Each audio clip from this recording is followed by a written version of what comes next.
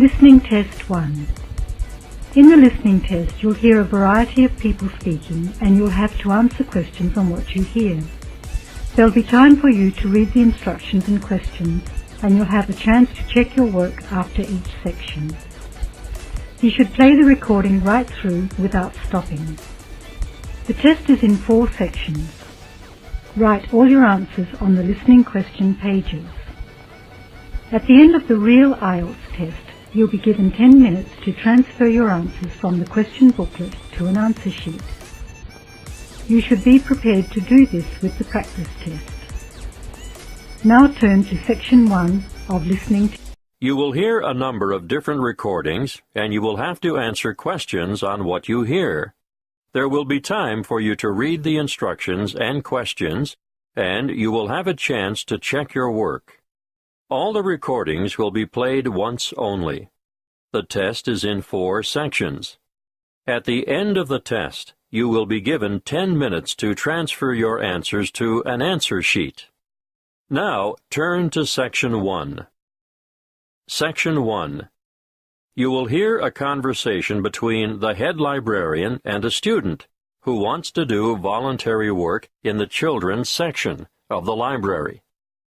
First, you have some time to look at questions 1 to 6.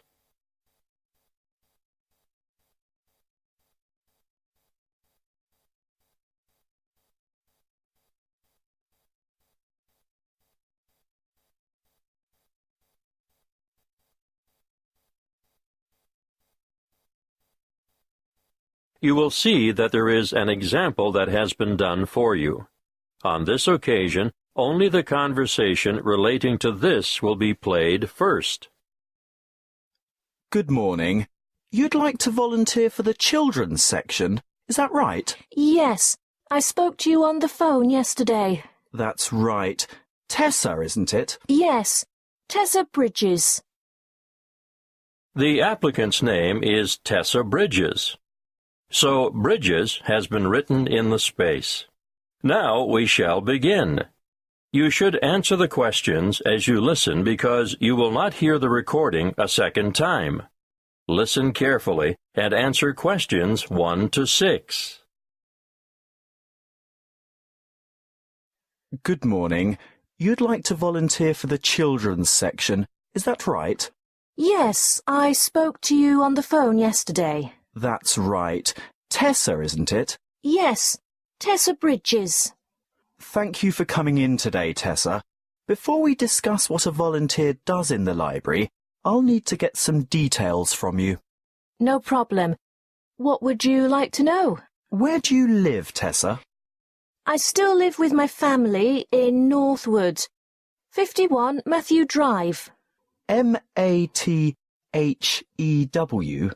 Matthew Drive? Actually, there are 2 T's. Mattthew. Oh, thank you. And the postcode for Northwood is? Oh, I'm still confused about that. It used to be 2614, which of course I still remember, but the post office has recently changed it to 4126. So, 4126. Now, you're a university student, aren't you? Not exactly. I go to Northwood Polytechnic. I'm in my final year. In your final year. So what are you studying? I mean your main subject. Oh, I'm majoring in creative writing. And are you enjoying that? Very much so. I love it. When I graduate, I want to write children's books. That's great. Now, I can see why you're keen to volunteer at the library. We're always grateful for the extra help, but I still have to ask you some more questions about your previous experience. That's fine, but I haven't had a full-time paid job yet. Not to worry. Part-time work or voluntary work gives you the experience most employers are looking for.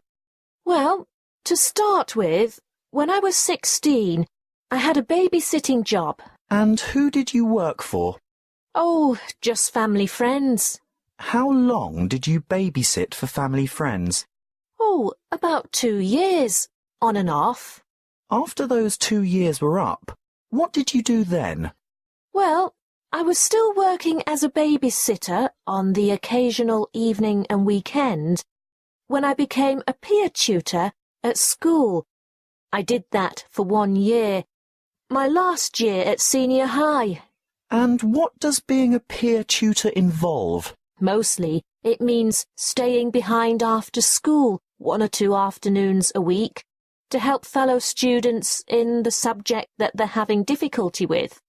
And what subject did you tutor in? English, actually. I see. Do you have any other experience? I worked at the Ace Sports Academy as a tennis coach, but that was only for about 12 weeks over the summer before I enrolled at the Polytechnic. So you're good at sports? Not everything, just tennis. And are you currently working? Yes, well, unpaid work, that is. I'm a volunteer at the local hospital, where I visit sick children who would otherwise not have any visitors. Well, it certainly seems as if you like children. Yes, I do. Before you hear the rest of the conversation, you have some time to look at questions 7 to 10.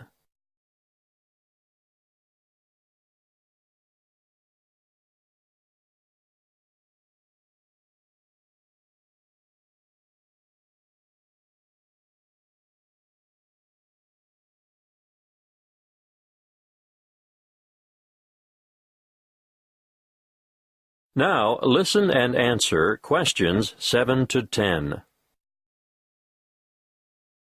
Well, Tessa, what I need to know now is what your schedule is like, so that we can fit you into the roster here. Can I assume that you're not able to work Monday to Friday during office hours? Right. I'm very busy with lectures, workshops, and assignments during the week. How about weeknights? Say 5 to 7 in the evening. That's a very busy time in the children's section. Well, I couldn't commit to more than 3 evenings a week, and even then it would depend on my schedule. Yes, I understand. If possible, we could make arrangements a week in advance. Would that help? Yes, that might work. Are weekends okay? Well, Sundays are out. Actually, only every other Sunday, because that's when I'm usually needed at the hospital. But I'm free on Saturday afternoons. All right. We could roster you for the odd weekend then. What about school holidays? Definitely. No problem whatsoever. I don't have any other commitments during the holidays. That's good to hear. We have droves of children here in the holidays, as you can imagine. Thank you. Well, Tessa, we'll send you a letter of appointment in the mail, and we look forward to having you join us as a volunteer. Thanks very much. Now, as for your duties... That is the end of Section 1. You now have half a minute to check your answers.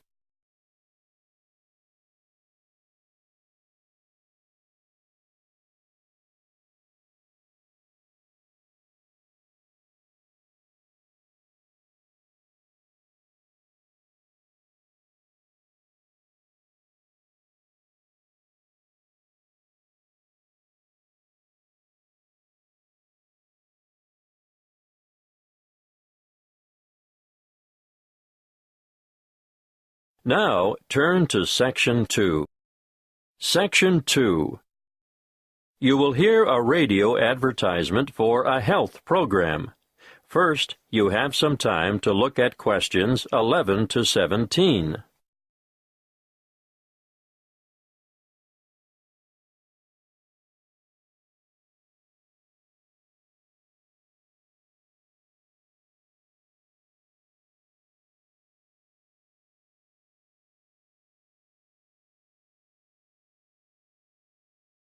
Listen carefully and answer questions 11 to 17. Prevention is better than cure. You all know that, don't you? Have you been looking for some help and guidance for maintaining your health? Well, today, I want to tell you all about a new health program called Be Well. Be Well Online, actually. This is an interactive website packed with resources to assist you in achieving your health goals. On this website, you'll find up-to-date health information you can trust. It has a register which includes a quick online check to assess your health and keep track of your progress. What do you want to do? Lose weight?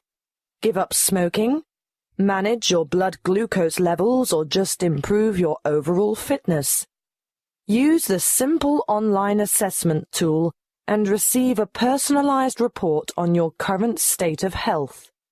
This is what we call your wellness register. After you've completed this, you'll be ready to move on.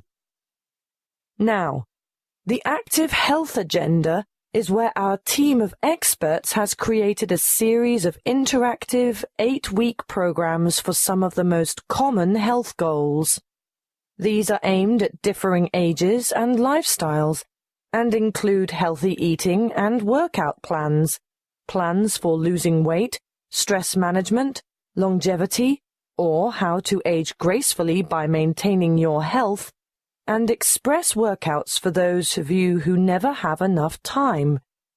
If you join up to Be Well Online, you'll not only be able to use a whole suite of interactive tools and calculators, but you'll also have unlimited access to an extensive library of health articles, delicious, simple recipes, and illustrated exercise descriptions.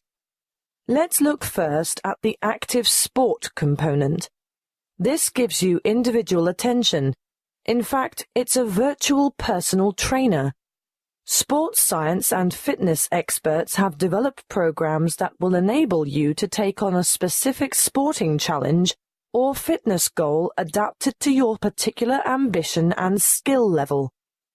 Detailed daily warm-ups and workout plans and weekly training schedules will help you prepare for any upcoming event of your choice.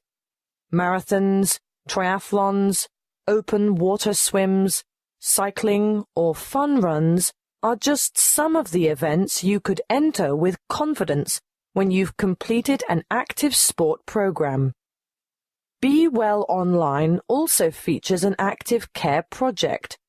This caters for individuals who want to address specific health needs.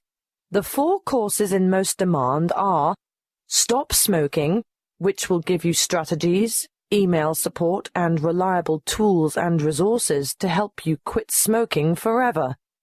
Then there is Glucose Management, a self-care program designed for people with high blood sugar, which will help you manage your condition and improve your overall health. Obviously, heart health has a large following. It's basically all about lifestyle modification, where you will take a course of action with the aim of improving your cardiovascular health. Those of you who suffer from neck and/or back pain will benefit from the Back Care program, but we're talking about minor troubles here. Anything major should be attended to by a qualified physician in person. So, what are you waiting for? Register today at bewellforlife.com. Before you hear the rest of the talk, you have some time to look at questions 18 to 20.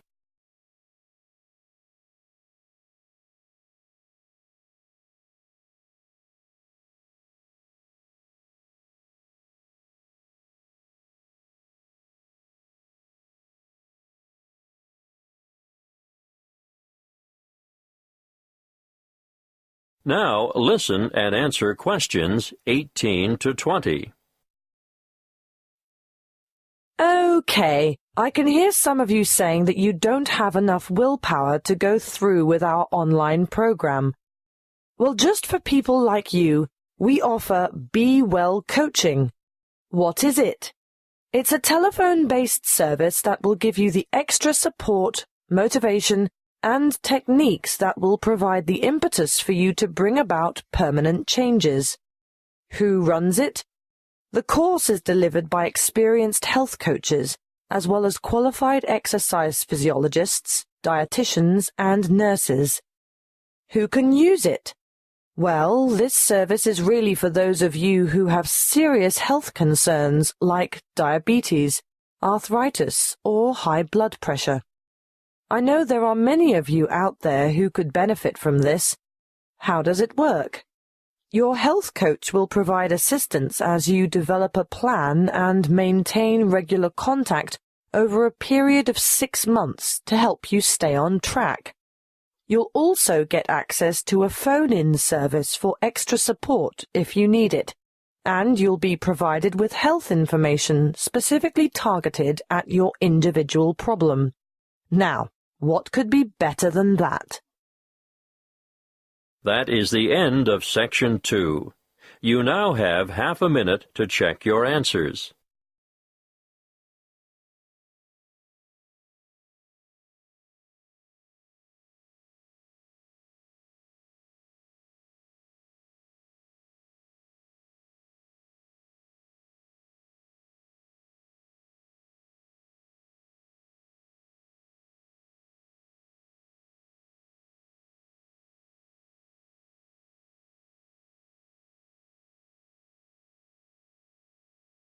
Now, turn to Section 3.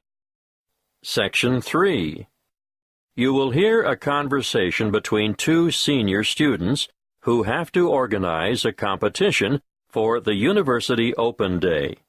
First, you have some time to look at questions 21 to 27.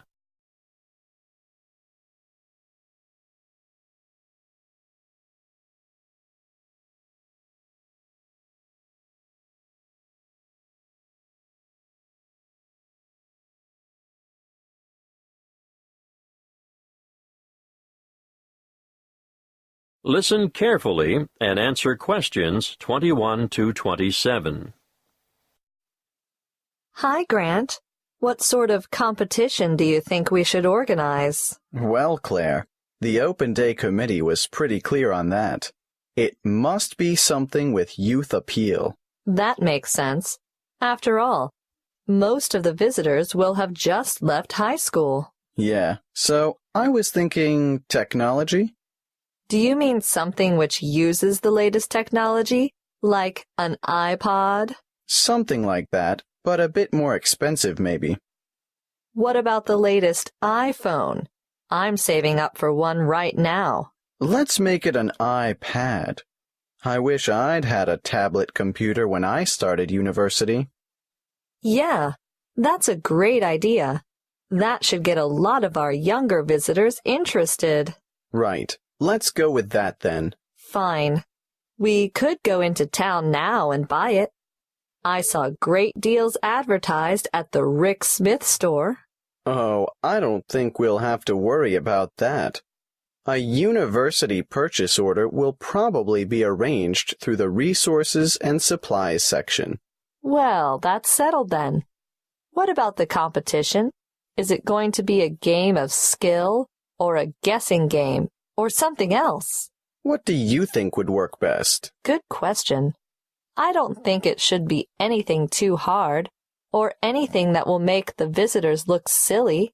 Some of them have such fragile egos. True. So something that anyone can do. Nothing competitive, no skill or intelligence involved. That's right. But the main thing is that the contestants have a lot of fun. How do we do that? Well, I was thinking of a popular TV series, science fiction or science fantasy. I don't actually know the difference. Go on. It's a series where in every episode the main characters step through a portal into another world or another era. What's a portal? It's like a gateway or entrance to something. Okay, I get it. They'll be stepping into the new world of tertiary learning. So somehow we encourage people to step through this portal. Then what? They get their photo taken. Is that all? Not exactly. Let me think. I can't see how that's a competition, unless we pick the best photograph. But there's not much excitement or involvement in that for the participants. Wait. We don't decide on the winner. I mean, no one person does. We get them, the public, to do it. How? Put all the photos on Facebook, and the one with the most votes wins. I agree. Good idea. But there's just one more thing I'm not clear about. How do we get hold of a portal? I was thinking graduates of the engineering department could construct it as part of their contribution to Open Day. Before you hear the rest of the conversation, you have some time to look at questions 28 to 30.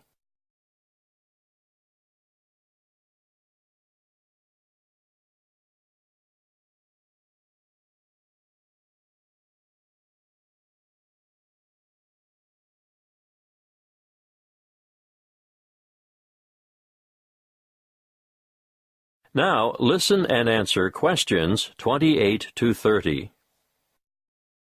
How do visitors enter the competition on Open Day?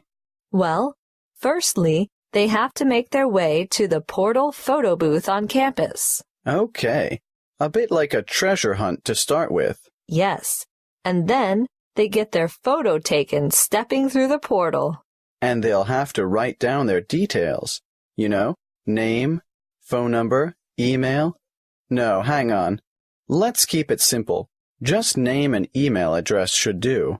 Then after, say, the 30th of July, people can visit the university Facebook page and vote for their favorite photo. So the photo with the most votes wins. Yes, I think that should generate quite a bit of interest. What about a cutoff date? Of course, maybe, the most popular photo as of 5 p.m. on the 10th of August will collect the iPad. And the winner will be notified by email. And the winning photo will be enlarged and published in full color on the university Facebook page. That is the end of Section 3. You now have half a minute to check your answers.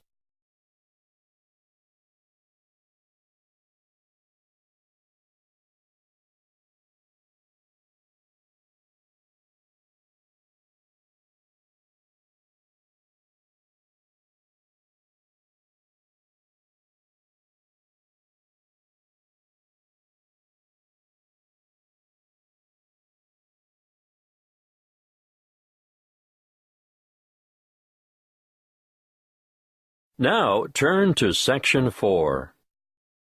Section 4. You will hear a talk given by a lecturer in the Environmental Studies Department on agriculture and environment. First, you have some time to look at questions 31 to 40.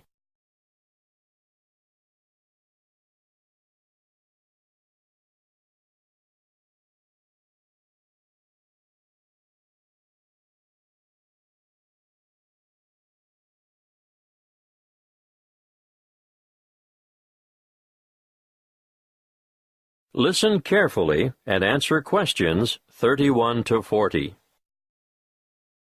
Welcome to this lecture on agriculture and the environment. I hope it is enough to make some of you decide on a career in the field of agricultural science. As you all know, food is a basic human need, and producing enough of it is the single greatest challenge facing the modern world. Developing nations have rapidly expanding populations, so agriculture should be central to any development agenda for those countries. What's more, 75% of people in the developing world are dependent, directly or indirectly, on agriculture for their livelihood. And for many low-income countries, it's the most important sector of the economy, accounting for 50% of GDP, and sometimes it's the primary, if not only, source of foreign currency. Now, of course, when I talk about agriculture, I am using the term to encompass more than just growing food crops. Of course, Livestock farming, fishing, and forestry are included. In order to combat wide-scale food shortages, agricultural research programs are underway in many areas. Using science is one way to increase productivity.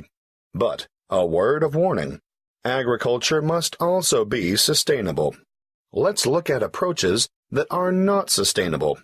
Firstly, overgrazing and intensive cropping are two ancient but destructive practices that lead to loss of soil fertility. Secondly, the modern idea of liberal application of chemical pesticides and herbicides has had disastrous consequences for the health of the land, ranging from the pollution of water sources to the destruction of wildlife. These practices have ignored the mechanisms that sustain ecological communities. Ignorance has led to the destruction of the very biodiversity that is essential for sustainable food production.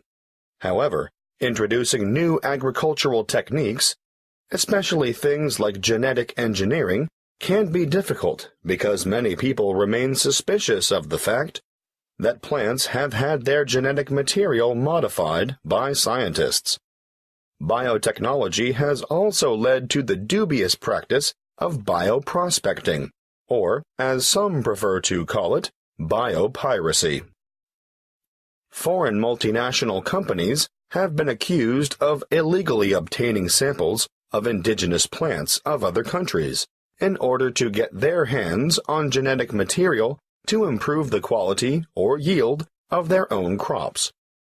We must put aside the controversy surrounding the field of agricultural biotechnology in order to concentrate on the biggest threat to food production on this planet, which is, yes, climate change. The effects of global warming so far have been to shrink the food supply, thereby pushing up prices and making even the most basic necessities unaffordable. As I see it, the international community must address this and other challenges to agricultural production with urgency. Concrete scientific and technological achievements need to be presented for farmers to evaluate and learn to use, but, apart from that, governments need to address the complex issues of policy development if the world's hungry are to be fed. Environmental policies need to be put in place to protect ecosystems and correct soil degradation where possible. Countries cannot continue to exploit natural resources whilst ignoring the consequences. In fact, I'd like to see teams of agriculture and environment experts making up a global network which would monitor the world's farming systems. Different farming systems should be studied not only with a view to analyzing the environmental effects, but the social and economic effects as well. The studies would be carried out with a view to stemming pollution and erosion and promoting safe, cost-effective practices that will guarantee a secure food supply in the future. Monitoring sites would need to be set up all across the world and data collected in a systematic way. Of course, building the online infrastructure for such a project would cost millions of dollars, and there would be ongoing costs involved with the monitoring system. But the information gathered would go a long way towards solving the problem of feeding the masses and ensuring millions of people don't face a hungry future. That is the end of Section 4. You now have half a minute to check your answers.